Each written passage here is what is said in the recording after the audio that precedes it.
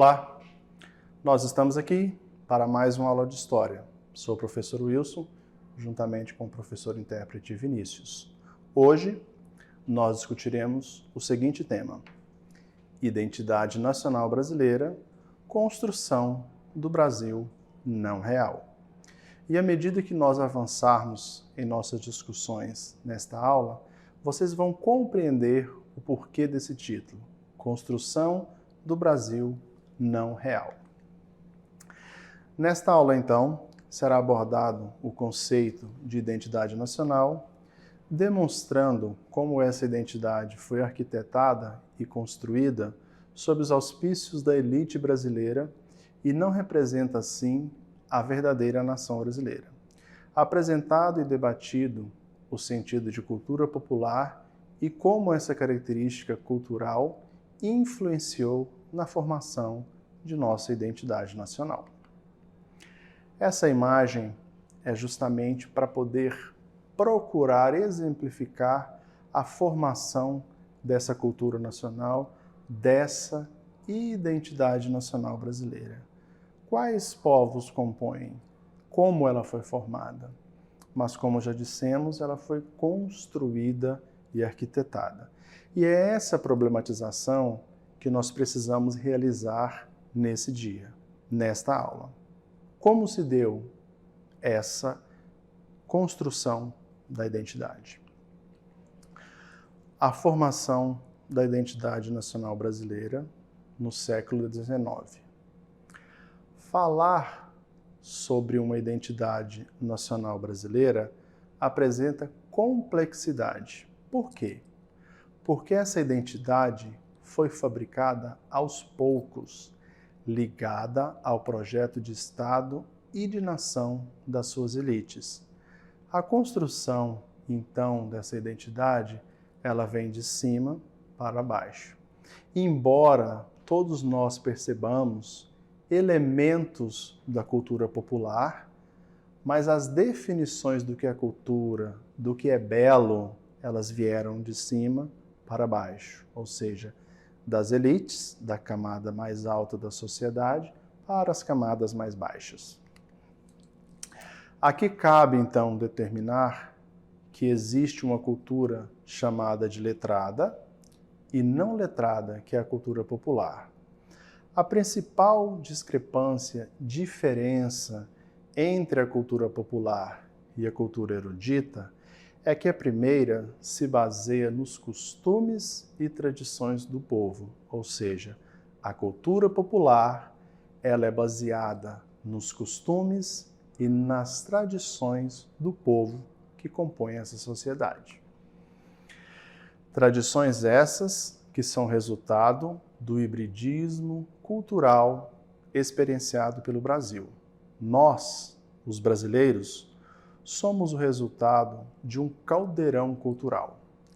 Esse caldeirão cultural, basicamente, tem origem nas somas das culturas indígena, portuguesa e africana. Então, essas três culturas, elas estão na base da formação de nossa cultura. Mas isso não foi reconhecido durante muito tempo. Eu trouxe para vocês aqui essa imagem para exemplificar esse caldeirão, esse hibridismo. Nós temos aqui personagens brasileiros da história do Brasil, mas que são também resultados da mistura desses povos, convergindo então na nossa cultura. Seja na música, nas cores, na língua, nas danças, essas três culturas estão presentes, mesmo que a elite brasileira tenha tentado negar ou apagar de nossa formação as contribuições indígenas e africanas. Elas sobreviveram e estão presentes.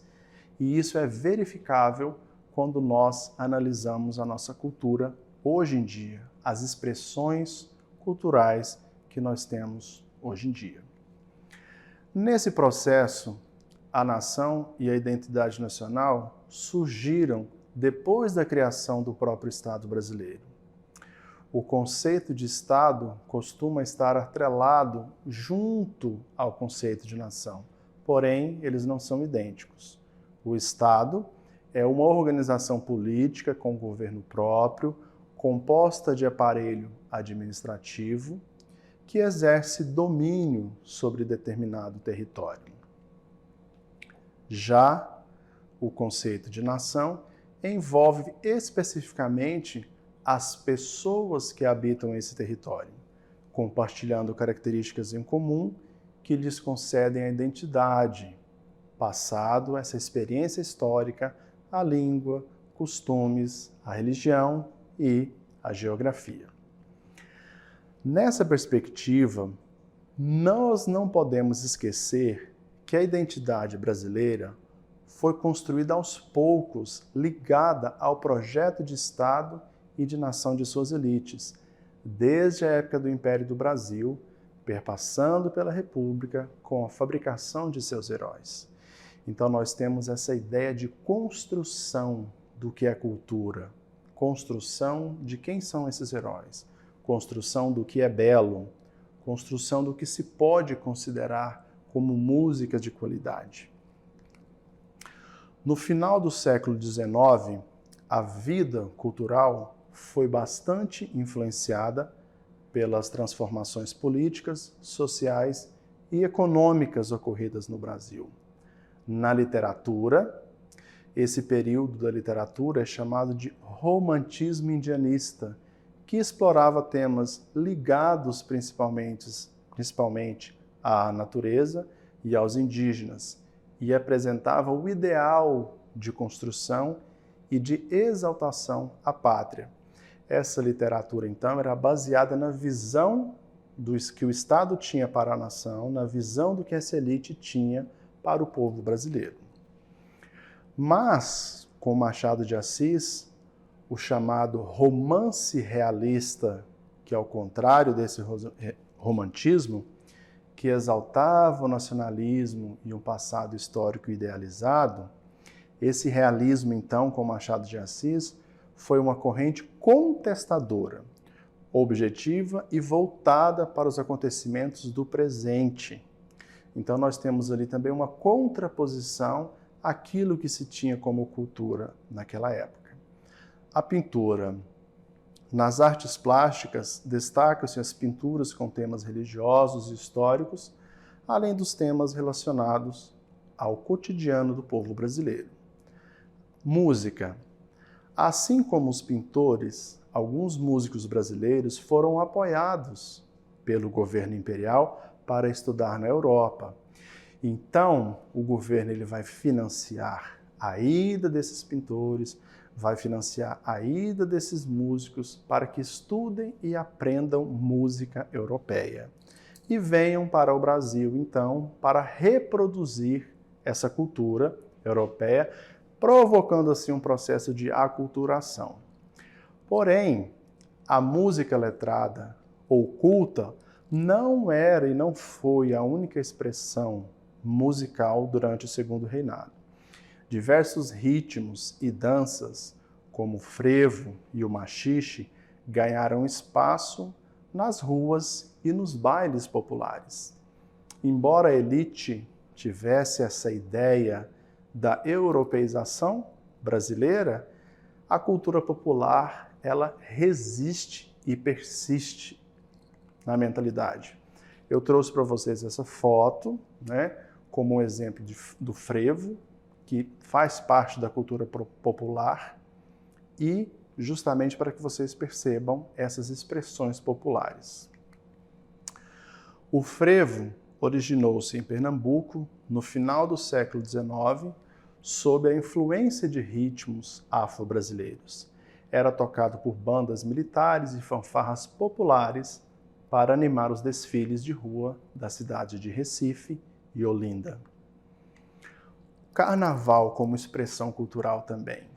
No século XIX, começaram a surgir as primeiras sociedades carnavalescas no Rio de Janeiro, que tinham o objetivo de organizar as brincadeiras de rua para evitar problemas com a polícia. Aqui nós podemos analisar a seguinte problemática, ou fazer a seguinte problematização. Se é alguma arte, alguma cultura proveniente da rua ou popular, geralmente se apresentava problemas com a polícia. A partir do final de 1880, as sociedades carnavalescas investiram na produção de carros alegóricos para desfilar pelas ruas da cidade. Em cima desses carros, as bandas de músicos tocavam os ritmos carnavalescos mais conhecidos pela população, como a marcha, o machixe e também o frevo. Eu trouxe essa foto, que ela é de 1930, para exemplificar o início, então, dessas festividades carnavalescas, né? Na formação do carnaval. E nós temos aí como grandes expoentes as comunidades negras do Rio de Janeiro, como criadores e participantes justamente dessa festividade. Nós vimos nesta aula como se deu a construção e constituição da cultura nacional e identidade nacional no Brasil no século XIX. E identificamos que essa identidade foi construída sob a tutela da elite econômica e intelectual brasileira. Essa ideia de construção, essa ideia de fabricação da identidade nacional. Mas através dos exemplos aqui demonstrados, nós vimos que a cultura popular, ela resistiu a essa investida e ela faz parte da nossa cultura hoje. E ela então é apresentada e muito respeitada em alguns ambientes, embora ainda sofram grandes críticas por parte de nossa elite. Como proposta de atividade, gostaria que vocês pesquisassem sobre cultura popular. O que é cultura popular? E em seguida você pode escrever um texto no seu caderno sobre o que você entendeu sobre essa pesquisa. Nós encerramos por aqui e aguardamos vocês na próxima aula. Até lá!